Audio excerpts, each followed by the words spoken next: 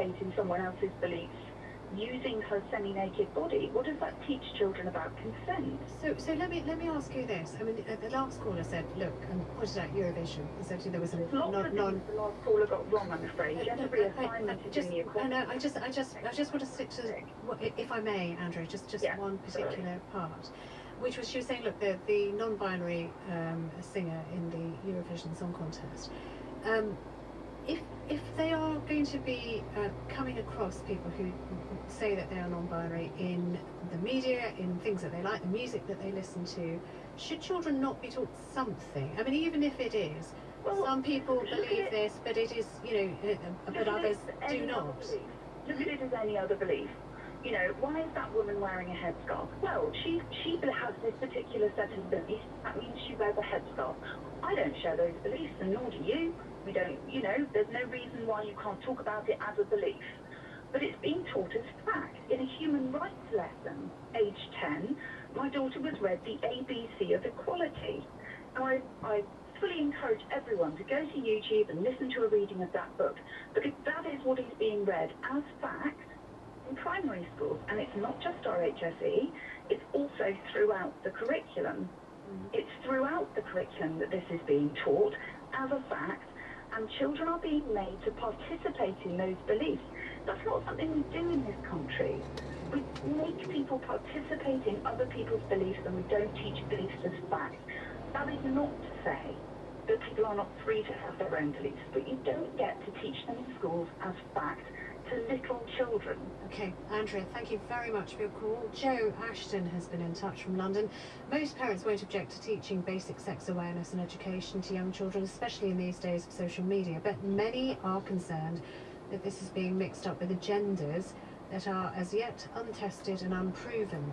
Jeremy Grove in Royston says the draft guidance is very clear that primary school children can be taught about their bodily autonomy and boundaries and unwanted touching and how to report it, just not the explicit details about the sexual activities that might be involved. And Roger says teaching about sex is not necessary. We weren't taught in school in the 1940s and 50s, but we soon got the idea of what to do. Let's take some more on these. It really, I mean, we're led by you, we're led by your calls, and so many of you want to discuss this today, so we're spending quite a long time on this subject. Let's speak to, who's been waiting a long time? Well, John Pence, you've been waiting for ages. Hello, John. Hello, Liz. How are you? Good afternoon. Good afternoon. Listen, thank you so much for your patience. It's been interesting and a really busy phone-in. So what prompted you to call? What do you want to tell us? I think the fact that you spent so long talking about it, and so people have been very engaged with it, is I think the very point, isn't it? That what the government want to do is put a blanket ban on this. And the whole point of this afternoon is that, like you say, most of the afternoon has been people talking about this. If you can imagine that you're a student who's struggling with their gender or questioning their gender, they too will want to talk about it. And we've basically been told flatly, I'm a teacher myself, that that's not a thing that we can do. But what our last caller was saying was, look, you can teach it as a belief, but why are you teaching it as fact when that is something that is hotly disputed? And she certainly doesn't believe in it. She says, I am gender critical. This is what I believe. So why is this suddenly being taken out of my hands and the hands of families and being taught as fact? Did you have any sympathy for that? I completely understand that, we do teach a lot of theories, and that's fine. If you want to teach stuff that's theoretical, that's okay. Teaching anything is fact. Like you say, we teach RE, which is an ideology, and, that's not necessarily fact. I think that's fine, but that's not what the government has said.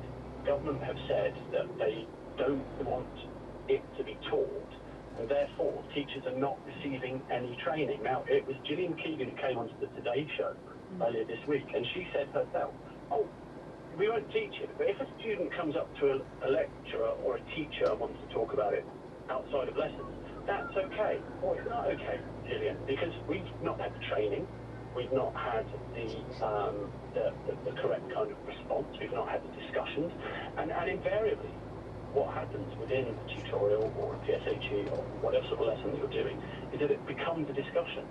And the more that you discuss it, the more that you find different people's opinions and points of view. There will be students in the class that won't agree necessarily that it's right. There will be other students.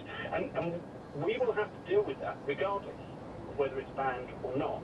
And I think a free, fair, open society where things are discussed and taught and not blanket banned is surely a better way to go through it. But I also wonder what position this puts you in, and I don't know whether, you know, have you thought about this? Because if it's just, you know, you're not allowed to talk about this at all.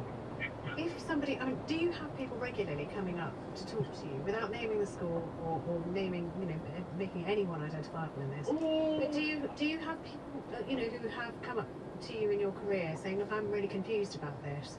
All the time, and it might just be something like dead naming. Are you aware of the process of dead naming? I wasn't up until about sort of 6 months ago. So I am. So just for those who don't know, but it's somebody who transgender or in the process of being transgender who does not want their birth name and therefore one that was assigned to a different gender to be used, and anyone who does use that, it's painful for somebody who says that is not me anymore. Am I right? Is that the right ballpark? That's exactly it. And the weird dichotomy of this, obviously, is when we do exams, they have to stand up and say their name, but obviously they have to use their dead name, because if they haven't changed it legally, the exam system says, so you're putting a kid, you know, through that, if you will. You know, that's an issue in itself, and something that I think probably needs addressing. But the point being, regardless of, you know, my own personal standpoint, anyone else that I work with personal standpoint, any teacher in the country's personal standpoint, surely, even if it's taught as an ideology, it's something that should be spoken about and brought up. I teach older children, 15 up to 6th form, so but even they're confused about it. So I can't imagine 8, 9, 10, 11, 12-year-olds. And can you, I mean, being a teacher yourself, and I'll let you go in a second. You've been so patient waiting to speak to us, so thank you for that. But if it does become a rule that you can't talk about it, what is the teacher meant to do if somebody comes up to them and says, "So I really, you know, I'm confused about X, Y, Z." I mean, yeah, that's something Gillian probably needs to answer, isn't it? Because, you know, when we put to her, she said, "Oh, no, of course you can engage." How do I engage? How do I engage? You know, I will have students who will come up and say, "Look, I don't go by this name. These are the pronouns that I now use." You know, that in itself is a discussion. That in itself is sometimes that's what they say to bring attention to the fact that, and as some people will know, sometimes these things happen at school without the parents knowing. Sometimes school will be the place that young people will decide to explore this rather than at home, because they're scared of the reaction they might get from home, but understand the reaction that they might do from schools with their school friends. You know, they're trying things out with their school friends to begin with. Does that make sense?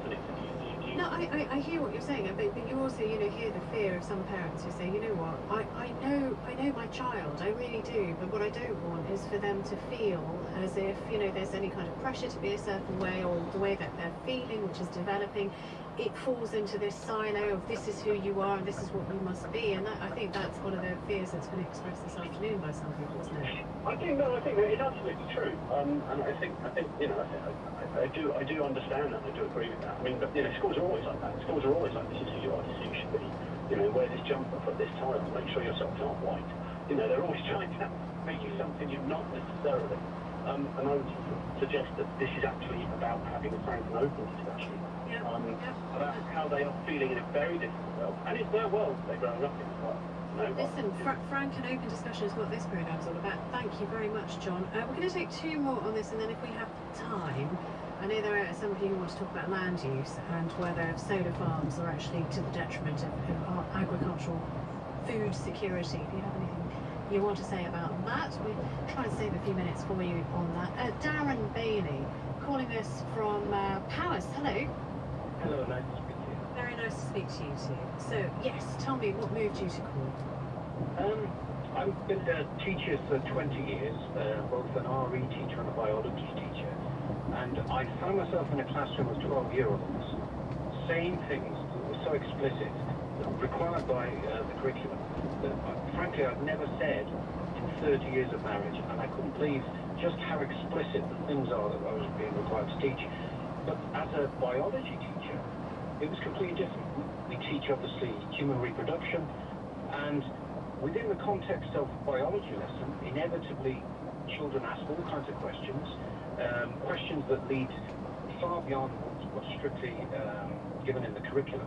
And if school ministers and educators above us believe that this is not going on, they're living in Claire Cooker land, inevitably teachers are required to enter into conversations with students all the time about the context of sex, about the morality of sex and so on. Now, my personal feeling is that being surprised at just how explicit, or so explicit for 12-year-olds, that if I was to, and I won't, don't worry, if I was to repeat some of the things I was required to say to 12-year-olds here on the radio, there would be, quite a reaction, completely unacceptable. And the idea that children in primary school are going to be taught things simply because 25% of them have access to smartphones seems the wrong way around. Surely it should be about controlling access to this inappropriate material for the 1 in 4, for the 1 in 4 who don't have parents doing a proper job and protecting them. Okay, but we had some callers saying, I grew up in the 50s and 60s, and the general thought at that time was, protect innocence at all costs. And one of our, I thought it was a really affecting email that I read, where something happened to her and she was not forearmed and forewarned, and that was the world she was living in. The world her parents wanted her to live in was different to the world that she actually lived in. And she was looking back on that saying, I wish I'd known. Yeah, I understand that we can take examples where adults treat children very badly, and on the basis of those... But that wasn't adults, it was kids to kids. There was kids abusing other children. There was older children in primary school to a younger child in primary school. Well, when a child in primary school starts demonstrating sexual behaviour, clearly that child has been exposed to themselves and has been abused in some way. Children don't create out of fresh air this kind of behaviour. It is learned behaviour from adults or somebody much older than them. And we have to look seriously at how we protect especially young children from this kind of material, this kind of this adult world that is entirely inappropriate for them. Darren, thank you so much for your call. Somebody here saying, Anita, you're misrepresenting the new school guidance, suggesting that teachers can't respond to a question on gender or anything else. Sadly, not my intention, but my intention was, if that is the guidelines, that you don't talk about it, how many teachers would want to, or feel free or empowered enough to answer the question, or even take on the question? I wonder. We just had somebody there saying, look, we're not even trained enough as it is. If new regulations came in, what are we meant to do? Patrick, calling us from Manchester. Hi, Patrick. Hello, hi Anita, hi. Hi, what should I say? I can't think really. I'm fortunate to be a parent who sees a daughter who's open-minded and tolerant and displays empathy. I also work in a school where we have a large number of LGBTQ+ children and trans children as well. And we value and accept them and encourage and develop them as we should, as we do with all students. So I guess my point really is, if we're not talking about gender identity and we're not allowed to, are we, what are we saying to these children, that they don't exist? That, they don't have the right to be here? I became a teacher during Section 28, where we couldn't talk about homosexuality in the family, and that was quite difficult. I imagine this is going to be as well. You see, one of our callers who, I forget her name now, but she was very erudite and very passionate about this, saying this is an ideology. This is not this is something that has been contested. We've had the CAS report that's come out recently. That this is not the same thing as being gay. And Section 28, this is a different thing. And therefore, if somebody does want to ask questions, they should be able to ask questions, but it should be treated as an ideology, not as part of sex education, as fact. Well, I mean, in an ideal world, yes, you would be able to talk to your parents and talk to them about gender identity and about sex education. I've worked in quite a few schools now, and I've worked in some schools that are religious, and religious parents very often don't want to talk about sex before marriage, and they don't want to talk about topics that they think are controversial, so they just shut down conversations with their children, and then their children are left wondering where they go to and who they speak to. I would say gender identity. Children don't just wake up one day and say, I know it's trendy, I think I'll just change gender. This is something that they have always felt, and it grows and it grows. And I have so much admiration for my trans students at school, being their authentic selves. And I think in a world that's quite hostile. I mean, transphobia is the new homophobia. It's replacing the homophobia of the 70s and the 80s. And there are people out there, feminists and authors, etc., that are not really helping. Okay. Patrick, thank you very much. And listen, apologies if you wanted to talk about anything else, but there were so many calls on this, and this is how we work at Any Answers. We sort of go with the majority, and we were inundated. We've got 30 seconds left, so not enough time to take another call, but I can read some of your thoughts. Geraldine in Ireland says, these are the consequences of no sex education, no conversation at home, none at my Catholic school. A man exposed himself to me when I was 7, and I thought there was something wrong with me. Ignorance has a terrible cost. Laura on email, I have a 6-year-old and I agree with the importance of teaching and being open about our bodies, sex and consent.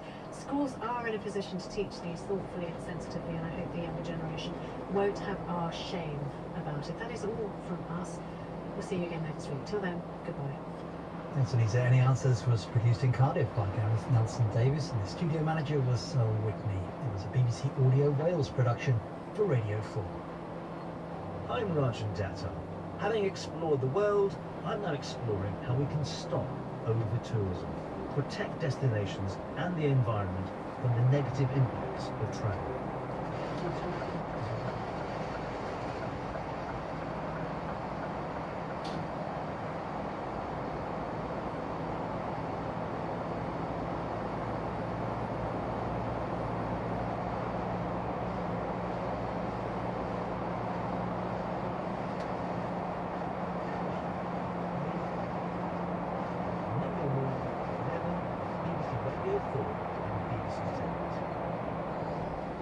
With some strong language, our drama, Will Young's solo tour de force, Song from Far Away, begins in 15 minutes, straight after the 3 o'clock news. We're now ready for The Archers, and Alice is getting ready to leave.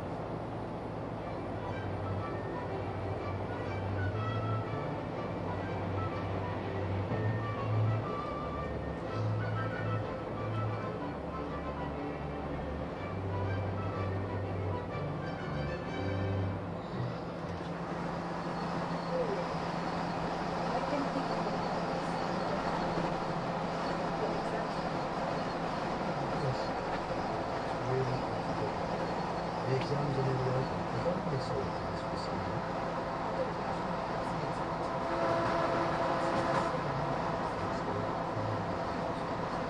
Access needed to the process. So we should be getting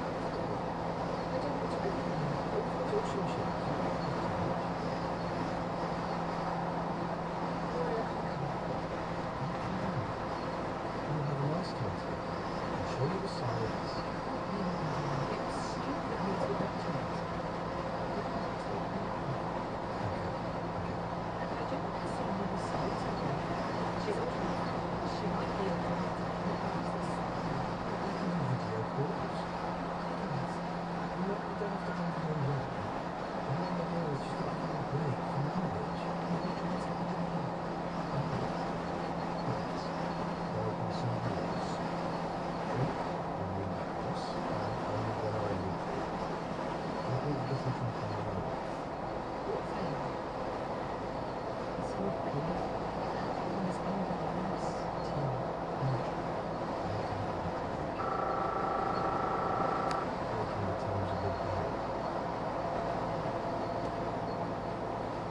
Say goodbye to Martha before we go.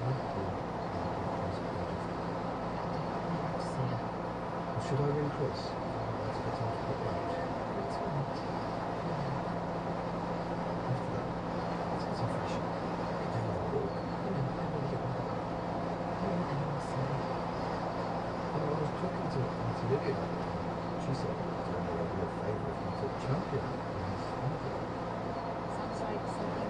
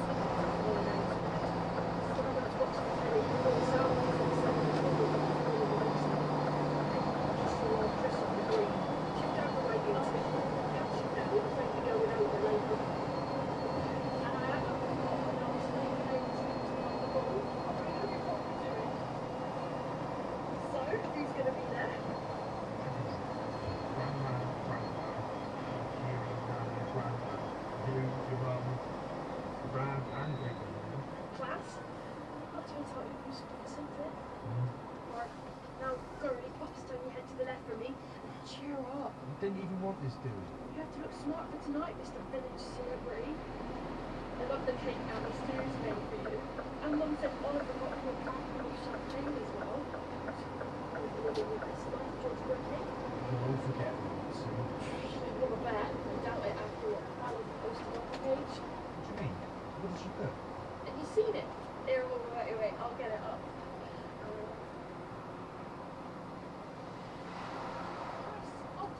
Hi! Sorry, I've got a dash tray, so I can get Martha from Mum, so I can drop her at nursery for the next afternoon. Oh, come on. I'll walk with you. You seem to be late for everything. You've got a lot on your plate. You know, I'd love to have married to a Catholic. There's cricket on Sunday, but we'll have one for tomorrow afternoon. Jasmine and me can take her for a walk and into the park. She can always stop for a tea if she's happy to. Brilliant. In case I get held up at work. I was hoping we'd get Jan to do something relaxing. Things like the paper. Thomas for work, so I'm trying to find the time to do it. Being at the forge actually helps take a couple of naps. She's just going to stay in London with Rory. Sounds to me like she's running away from the bus she's having to.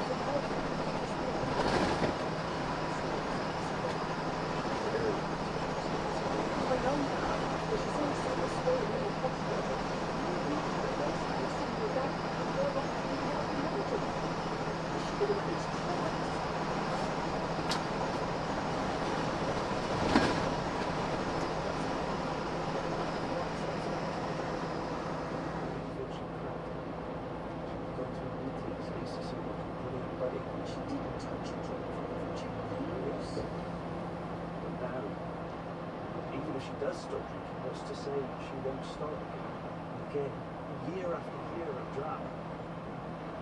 How do I help Martha grow up dealing with that incredible circumstance? Alan and Harrison are basically taking over your Superman. You should be close to the hate mail for Ernest. I'm alright, thanks. Oh, if I was you, I'd really go for it. This is your moment to make your policy and an action adventure river rescue. Your clickbait, mate. Hey. Just be careful though. Why? Brad says every Superman has their kryptonite. Whatever that means. No, but seriously, when I read what Fallon wrote, I fucking teared up. I just got a comment from the Rochester Echo on the post. They want to do a feature on it. We're going to be the next Kardashians if you play this right. And I'll be doing haircuts for the stars. But do you think it's a bit much? You know, as if I got hurt. Will everyone be judging? That is nothing. They would be 100% dead if it weren't for you. So wrap it up. The praise, the presents. You're the man right now. And you'll get a steak and ale to celebrate. Kenton got my name engraved to the pint glass. Oh, that's really cool. And I'm well pleased with how your hair turned out. Yeah, don't look at my website. Not small. Any chance of another coffee, Jim? Nah, moving back. I've got a client in 5 minutes. You got work to go to, or do you just lounge about like a grumpy Greek god now? Oh, thank you, Rory.